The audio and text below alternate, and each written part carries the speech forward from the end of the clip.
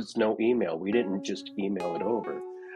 And so we're all sitting at a conference table, and I present my offer, and the seller came across the table like he was going to hit me because the offer was so bad. Whoa. Yeah, it was pretty scary. My name is Kevin McIntosh, and this is The Closing Table, where we talk to experts about their experience in real estate all across the country. Let's go.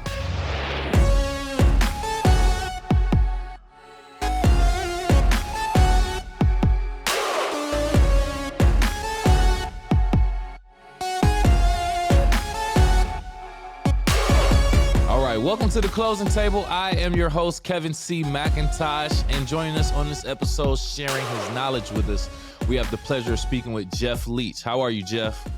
I'm well today. All right. Thank you for being here, taking time out of your schedule. We always want to thank our guests for that. So we want to get straight into it. But starting off with our game, our icebreaker for you, Geoff, I have one called This or That. It's basically two words and or phrases that are related to real estate, but they are kind of contradicting to each other. So you tell me which one you prefer. And if you want, you can tell us why you chose it. Are you ready? I'm ready. All right, let's go. First one, foreclosure or short sale? Foreclosure. Okay. Capital gains tax or property tax? Property tax. Purchase or refinance? We'll go with purchase. Okay. Manual underwriting or automated underwriting? Manual. I can understand that. Last one, conventional or unconventional? Conventional. Solid. All right, Geoff, way to kick things off, man. Appreciate that. So I like to separate the profession from the person when it comes to our guests to start things off. So if you can, in 60 seconds or less, Geoff, tell us who you are outside of real estate. I'm just a normal guy who likes to work in the yard, go camping, and play with my dog. All right. Very solid. Simple. Love that, man. Gotta respect that. There it is. All right. So now that we're talking business, I would like to start off by at least talking where you are currently serving. So if you can explain for me and our audience the current market that you serve geographically as far as the location, and then get into some of the economics as far as what's going on with real estate there. All right. So I am an agent and also manager and trainer at Century 21 Row. We have two offices. I work out of the West Bloomfield office. So our West Bloomfield office services all of the Lakes area. West Bloomfield, Commerce, Waterford, Right. Northville, Novi. And the market conditions, like right now, average sales price in West Bloomfield is $403. And our inventory is at an all-time low. So houses are selling very, very quickly in our market, and they're all selling above asking price. Exactly. And I'm assuming you're receiving a significant amount of offers for each one also, correct? Oh, yeah. And so are the agents in our office. I listed a house, and we had 67 showings and 27 offers. Whew. Oh, my goodness. How do you juggle it all? It was kind of hard because the seller was old school and wanted to handwrite everything, didn't want to use e-signatures. So I had to print every single one of those offers for them. Oh, my goodness. Wow. It was fun, but, yeah. It's part of the game. What you got to do. Exactly. All right. So Geoff, I don't necessarily know what you did prior to real estate. So let's get into it. Your occupations leading up to real estate. What skills, knowledge, and abilities did you take from those previous occupations that helps you as a real estate agent today? All right. So previous to real estate, because I've been in real estate since 1994, and I had two main jobs. I worked at a restaurant full time as a server. I did that for Hmm. 3 years, and it was a great job. I worked at Red Lobster, so I got a lot of customer service skills from there. Right. And I also worked full time as an orderly at a hospital in Pontiac. So Mm. I got to learn a lot of patience from having to deal with patients. Yeah. Yeah. And See, I anytime you're dealing with people, I feel like that it just helps you in any service industry for the most part. Sorry to cut you off, but I agree with that. I did go to college for a year for architecture. Ooh. And so I do have some architectural background, and I had a couple of uncles who were builders. So Mm. I had some experience, just knowledge from them and from my schooling. So that helped out quite a bit. Nice. Um, One of the servers that I worked with was buying a house and took a Hmm. couple of us with him every time he went to see houses. And that's what kind of got me started. And then one of the nurses at the hospital was looking at a house, and I had told her my experience, and she's like, "Oh, come with me, give me let's give me some advice, and what do you think about this, and what do you think about that?" And Hmm. after she purchased her house, she said, "You should really be a realtor. You Really? should really go to school." And she said, um, I did a little investigating, and I heard that there's a really good school in Southfield called Middleton, and you would be much better at that than, being just a hospital orderly. And so I Mm. did it, Mm. And the rest is history. and the rest is history. Nice, nice. So, what about any particularly rewarding interaction that you've had with some of your clients over the past 20 plus years as a real estate agent? Are there any relationships that you still have with a client today after you've closed on their home? Yes. So I had a client who was looking to buy a house, Mm-hmm. and she was very, very particular in what she wanted. Her name was Niha, and I love Niha. And she was the type of buyer who was like, you know what? I don't want to go see every single house. Show me pictures first. I'll drive by. If I like it, I'm not going to waste your time. Well, that's a good point. We did that, and life changed.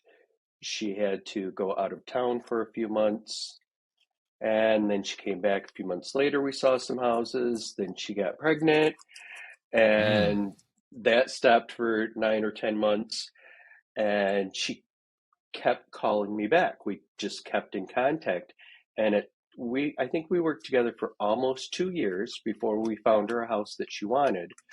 Um, but she was so particular. I finally said, when she was like, "Okay, I'm absolutely serious now. I'm not going to waste your time." She was so particular. I said, "We should just buy a new build. You are just not going to be happy with anything unless you buy a new build." And I found her a new build in an older established subdivision, and that's what she wanted, was an older established subdivision. And she, before we even got in the house, she goes, "This is going to be the house we're going to buy because it's a red brick house, and mm, the only thing my husband wants is a red brick house." And she bought it. We've stayed very close. Now she has two kids. She invites me to birthday parties. She sends me nice. clients. Yeah, so Mm, that was a rewarding one. And she always thanked me for just sticking with her for 2 years. And she kept right. on apologizing for wasting my time. I'm like, "You never really wasted my time at all." I was going to ask if you I felt that way. No, I know she never made me feel like I was like she was wasting my time, because she really didn't. She Mm, didn't make me show her 100 different houses. She didn't call me all the time. She was particular. She knew what we wanted. We stuck to it. I made the suggestion that she wasn't going to be happy with an older house. and we found her a new one in an older subdivision, and they're still there. Nice. That's a good story, right? And I love to hear the stories of agents going to like their clients' kids' birthday parties and being invited to Yeah. that type of stuff and babysitting. Like I've heard it all, and I'm like, yo, you really built these connections with people. I mean, Mm-hmm. because you are essentially putting them in a house that's going to be part of their home and their legacy and their family. So the things that you're doing, man, I get it, man. It has to be fulfilling. I get it. Another good story that I like to tell my new agents Mm-hmm. when we have new agents join the office and I'm training them is stick with your clients. If you have a connection, stick with them. I had a couple who were thinking about renting. They didn't quite qualify for a mortgage. So I convinced them to stay where they were until they did qualify for a mortgage. I got them with a mortgage rep who worked with them. Took about 6 months, not a big deal. I sold them a house. Then 2 years later, ended up listing that house, selling them another house. And then two of their friends sold them houses, sold their mom's house. So if Wow. I wouldn't have taken that call, oh, we want to rent a house, if I would have just blown them off because I wasn't going to make any money on a rental, I mean, that's a whole lot of money. I mean, You missed a lot of transactions, yeah. that's over $7 million Whoo! in Woo! transactions just from that one couple because we had a good connection and we stayed in contact. In another dimension, somewhere far, far away, that Geoff did not. He blew them off, and you're the one that took them on, man. So it's just crazy when you just see, like, I'm glad I did this because it turned into something that was, it lasted a little bit, a long time. So Right. So shout it out to you, frustrates me man. when newer agents or even experienced agents won't Right. take that extra half an hour and talk to your clients, find out what their Mm-hmm. needs are, work with them. Even if you don't have to work hard, just keep in contact with them, get them to their goal, help them Yeah. get their goal. Yeah. That separates the realtors who are about the people as opposed to the ones that are just about the paper or the money, I should say. People versus paper. I like to Absolutely. say that. Can you share a story of an untraditional way that you obtained a client or a lead for a client? An untraditional way? Yeah, maybe you just bumped into someone on the street or social media or something that's just not average from a referral or something of that nature. Wearing my name badge, and somebody had gifted me a pedicure because we're going on vacation. I'm like, guys don't get pedicures. And they're like, no, Geoff, you'll love it. You'll love it. And the person sitting next to me goes, oh, you sell real estate. So while we were sitting there, we talked and ended up listing their house for $745,000. Whew, look at Yeah. that. You said you were on vacation at the time? No, I was getting ready to go on vacation. Oh, okay. I was getting my first and only pedicure, but I had my name badge on. And the lady next to me said, oh, you're a realtor. And instead of being, oh, yeah, I just said, oh, so, we just started talking. And she ended up asking for my card and calling and saying, we had such a great conversation. You Man, know, my husband and I want to list our house, and why don't you come over and give us a market analysis? look at that. The power of self-marketing people just take for granted sometimes just by wearing a polo with your brand on it or something or a name tag. Absolutely. Man, Yep. that's crazy. Yeah. All right. Volunteer work, I don't know if there's anything that you have done or anything that you frequently do as far as volunteer or community service, but is there anything that you do or have done that has been like very near and dear to your heart? Not volunteer work in the community. Okay. Um, I believe it or not, I'm very shy. If people come up to me, I'm good, but I'm not outgoing. Whereas I wouldn't see you on the street and say, "Hey, I'm Realtor Geoff. Do you want to sell your house?" Right. But if people come to me, so my volunteer work are all the committees that I was on with our local board and our MLS for many, many, many, many years. Okay. Hmm. Well, that's So good. That's go ahead, I, please. well, I started off being on. the technology and education committee at our local board, which ended up turning into being a director at our local board for 16 years Oh, oh. and See, being on. Go ahead. no. I was gonna say regardless, I still feel like in your profession, you're still doing community service. You're literally still building community, like literally getting people in the homes that make it a community. So I still consider everything that you do as community service. But sorry to cut you off. Continue.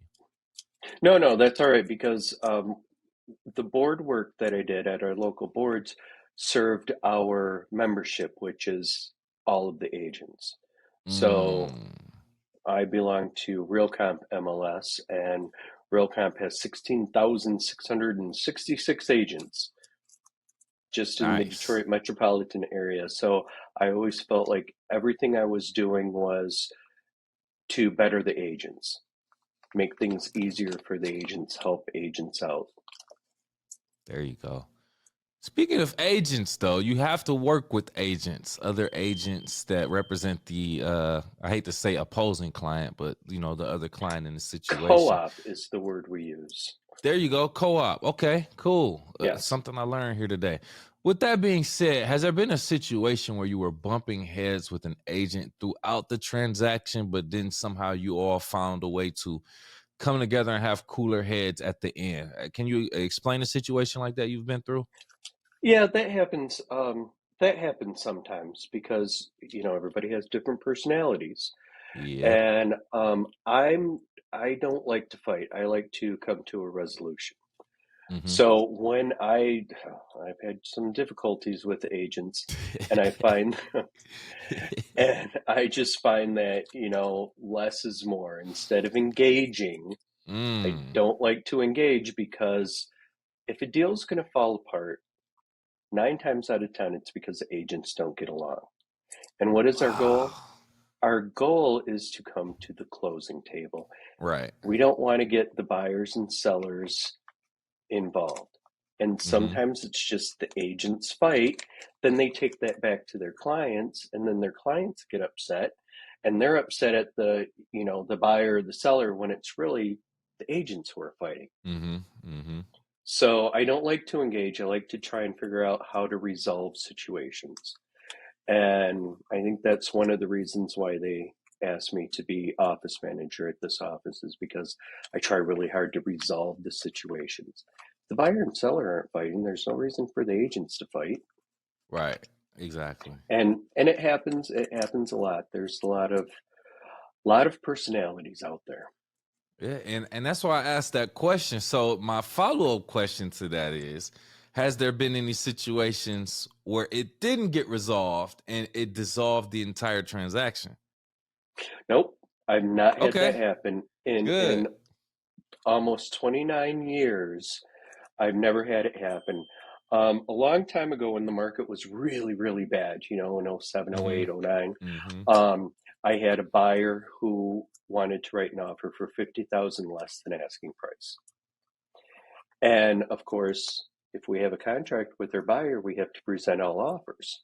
And back Right. then, we presented offers in person to the other agent and to the seller.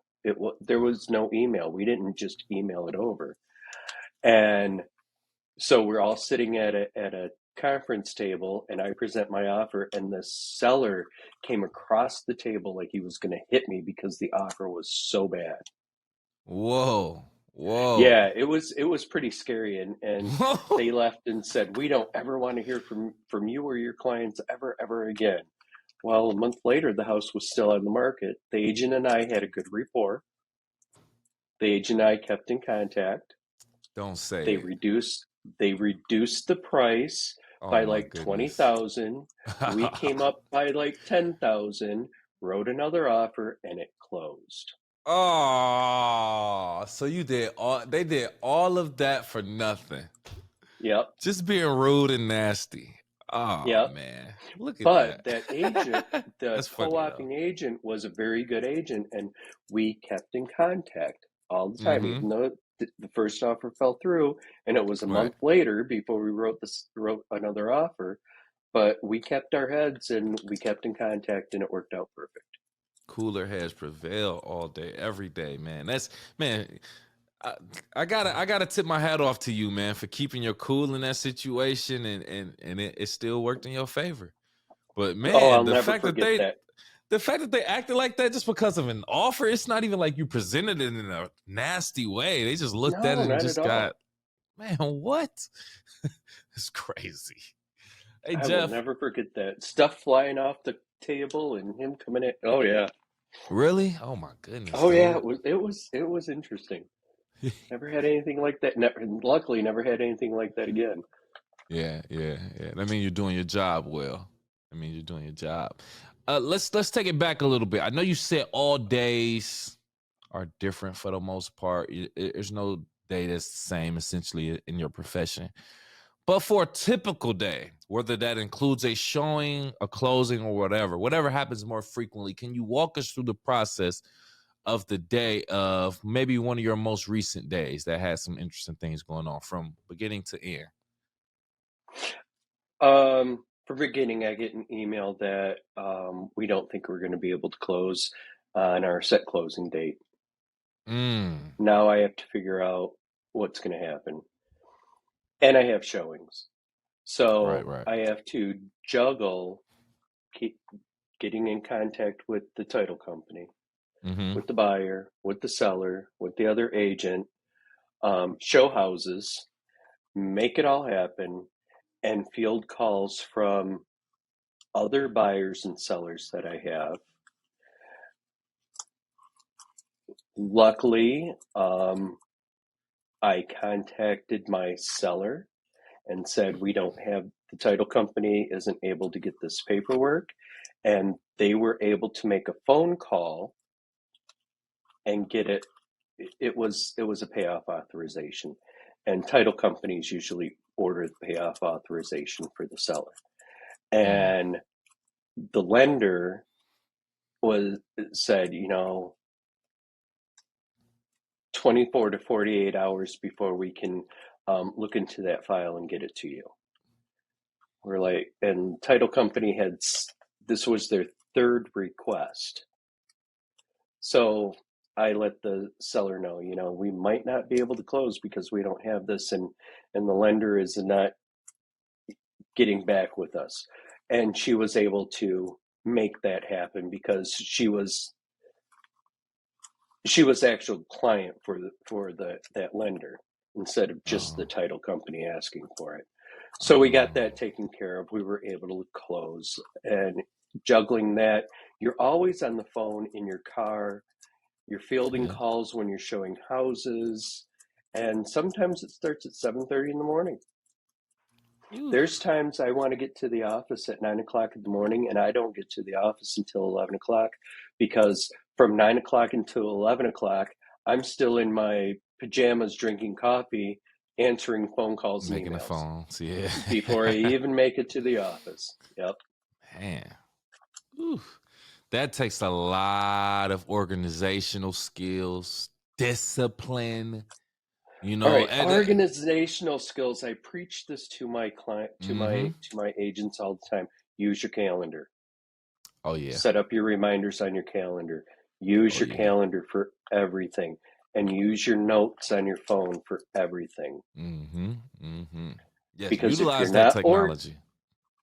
we have all the technology at our fingertips to be organized. Use it. Mm-hmm. Because if you're not organized, something's going to slip through, and it's going to be your fault, and you never want it to be your fault that I know, right? closing is delayed, or you've missed a deadline.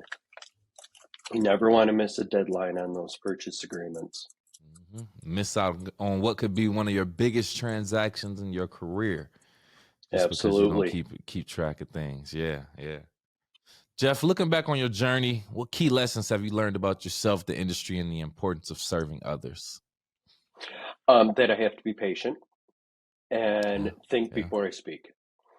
Be Mm, patient, think before I speak, be organized, and doesn't matter what the market is, doesn't matter what the news says about interest rates, or how the housing market is, it's all just noise. There's always going to be buyers. There's always going to be sellers. And if you're a good agent, you're always going to be successful. Work your sphere of influence and your past clients. Don't get caught up in what the news is saying about how good or bad the market is. Don't get caught up with interest rates. For example, we were at 2.5%, right? Yeah, For what? 2 years, ago. we were at 2.5%. All of a sudden it goes up to 6, and everybody, all the news and everybody's saying the market's going to crash. I know, right? Houses aren't going to sell. Well, guess what? Average market time for a good house that's priced right is 1 day. Woo. Good as gone. With over 6% interest rates, it's still good house, priced right, 1 day on the market, multiple offers. Right. Oh man, what a time to be alive. Well, hey, Geoff, man, thank you for pulling up a chair to the closing table, sharing all of that knowledge. We definitely appreciate that. At this point, if you have any last words and or want to tell the people how to reach out to you, please do so now. Oh, last words. Don't be afraid of the market. And I'm Geoff with Century 21 Row in West Bloomfield. Manage our West Bloomfield office, agentgeoff.com. Love it. Appreciate it. Thank you so much again, Geoff, for being here. We definitely want to thank you again for that. For our YouTube audience watching right now, if you've gotten to this point, this is when you hitchhike, aka hit the like button. It looks just like this, a thumb sticking up. Make sure you also share the content and subscribe to our channel. And if you are listening on Apple, Spotify, or any other podcast platforms, please do the same. Give us a like, a 5-star rating, and subscribe for our latest content. Geoff, I want to leave our audience with a question before we leave. Our audience, we're assuming, will be fellow real estate agents. So with that being said, hey agents, do you prefer automated underwriting or manual underwriting, and why? Don't tell me now. Leave it in the comments below. Besides that, we'll talk to you next time.